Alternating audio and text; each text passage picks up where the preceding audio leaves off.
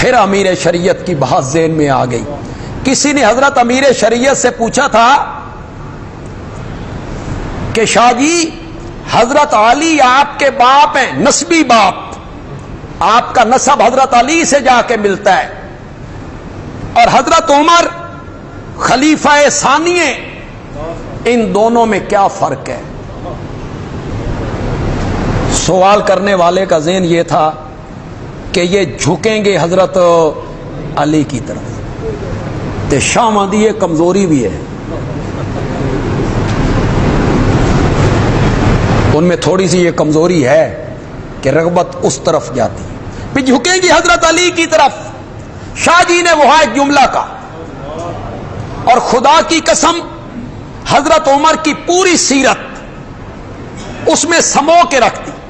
شاہ جی نے کہا حضرت علی میں اور حضرت عمر میں فرق یہ ہے کہ حضرت علی مرید محمد ہیں اور عمر جو ہے وہ مراد محمد ہے، وہ خود نہیں آیا. کچھ بات ان سمجھ آ رہی؟ نعرے تو ذرا پرہیز کرو، گل پسند آ جائے تو سبحان اللہ، اے نعرے محاذاں تے چنگے لگتے. ہندوستان سے ہماری جنگ نہ ہو، اللہ بچا کے رکھے، اور اگر وہ ناگزیر ہو جائے تو پھر یہ نعرے مارنے کا وقت ہوتا ہے. اللہ اکبر.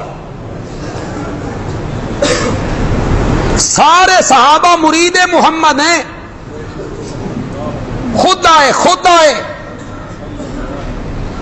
حضرت ابو بکر خود آئے، حضرت عثمان آپ آئے، حضرت علی خود آئے، طلحہ و زبیر خود آئے، عمر خود نہیں آیا. عمر کو میرے نبی نے مانگا تھا جھولیاں پھیلا پھیلا کے.